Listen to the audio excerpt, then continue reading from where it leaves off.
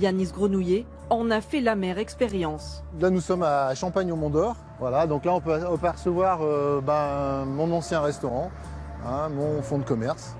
En 2013, Yanis, 43 ans, vend sa boulangerie pour se lancer dans la restauration. Il signe alors un contrat de franchise avec cette chaîne de pizzeria By La Pizza.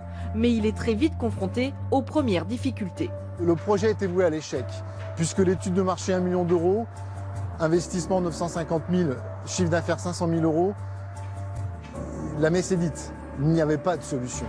Yanis estime que l'étude de marché était surdimensionnée, que le franchiseur ne l'a pas suffisamment accompagné pour que son business marche.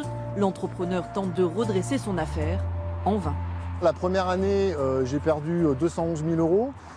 Moi, à titre personnel, j'ai perdu 500 000 euros. Je me suis battu jusqu'au bout, seul, pour finir en liquidation judiciaire. Fin de l'aventure, après 26 mois d'exploitation. Vous vous dites, la vie s'arrête, la vie est finie. Nous, à Lyon, il y a le tribunal, il y a le Rhône et la Saône. Vous avez vraiment envie de vous jeter dans l'eau. On m'a volé ma vie, on m'a volé cette croissance professionnelle que j'avais dans les mains. Et on m'a volé ma dignité.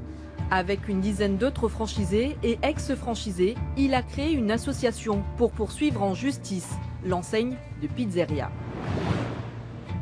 C'est dans l'un des 34 restaurants By La Pizza que le directeur général de l'enseigne nous a donné rendez-vous.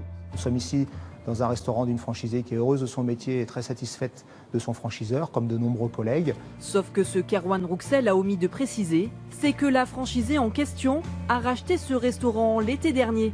L'ancien propriétaire a lui aussi fait faillite. Quant aux accusations de l'association menée par Yanis Grenouillet, ce qu'on observe, c'est qu'en effet, il y a des griefs qui pour nous ne sont pas fondés. Maintenant, les franchisés sont aussi des commerçants indépendants. Le niveau d'activité qu'ils obtiennent est aussi le résultat du travail qu'ils font au quotidien. Nous n'en sommes pas responsables. On ne peut pas être derrière chacun des franchisés pour contrôler leurs prestations et l'application du savoir-faire. Aujourd'hui, 6 assignations en justice contre By La Pizza France sont en cours. Un procès devrait se tenir d'ici la fin de l'année.